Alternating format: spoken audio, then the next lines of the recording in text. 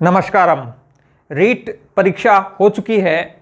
बहुत सारी चर्चाएं, विमर्श, वाद विवाद रीट में चल रहे हैं, लेकिन एक बहुत बड़ा सवाल जो रीट परीक्षा के हर अभ्यर्थी के मन और मस्तिष्क में है वो है कि रीट के संभावित पद विषयवार कितने होंगे।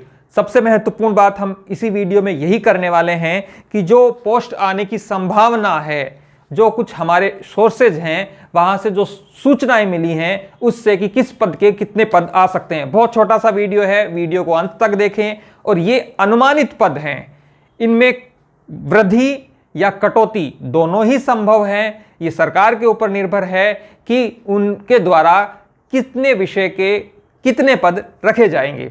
सबसे पहले यदि हम बात करें लेवल 1 की, इस बार बीएड के अभ्यर्थी भी लेवल 1 की परीक्षा में शामिल हुए और संभावना ये है कि शायद वो अंतिम मेरिट लिस्ट में भी शामिल होंगे।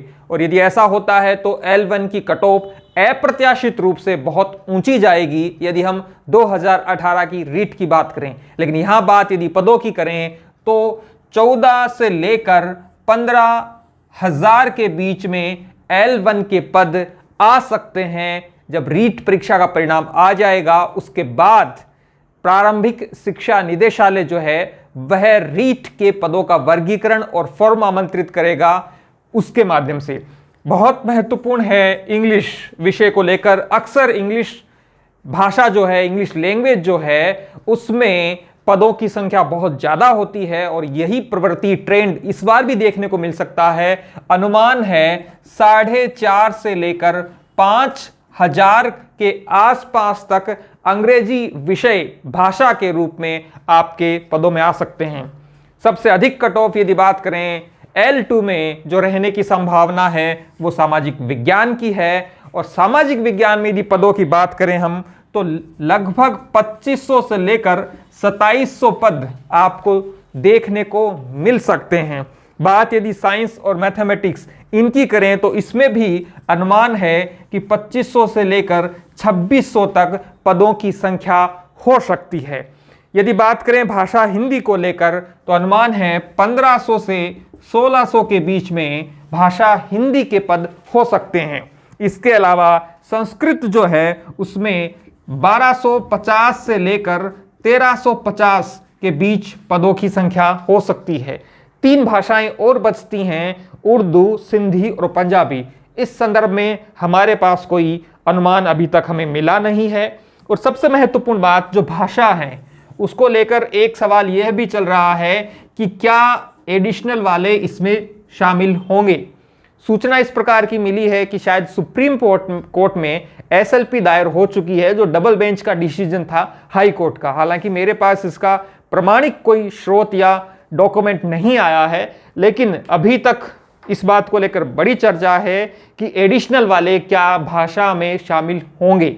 एक और महत्वपूर्ण सवाल जो कुछ विद्यार्थियों ने हमारे YouTube चैनल पर कमेंट करके पूछा था वो ये था कि क्या वे विद्यार्थी जिन्होंने 3 वर्षों में, हरियाणा में ऐसी प्रवृत्ति है, हरियाणा में देखने को मिलता है कि वहां पर इंग्लिश जो है वो 3 वर्षों में अनिवार्य भाषा के रूप में पढ़ाई जाती है।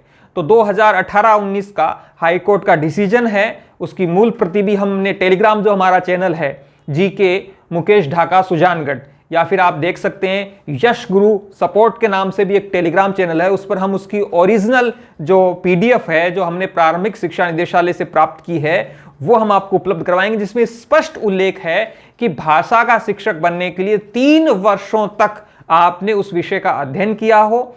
साथ में महत्वपूर्ण बात यह है कि वो अनिवार्य या वैकल्पिक विषय, ऐसा उसमें कोई भी बाउंडेशन नहीं है। तो ये अनुमानित था। और इन्हीं जो मैंने पदों का उल्लेख किया इसमें TSP के पद भी शामिल हैं, क्योंकि जब जनवरी 2020 में, या मैं कहूं दिसंबर 2019 में रीट के 31,000 पदों की घोषणा की गई थी, आप उस दिन के मुख्यमंत्री महोदय और शिक्षा मंत्री जी के ट्वीट को यदि देखेंगे तो उसमें स्पष्ट उल्लेख था इस 31,000 में से 7,000 के आसपास पद जो हैं वो TSP के होंगे। TSP का मतलब है ट्राइबल सब प्लान।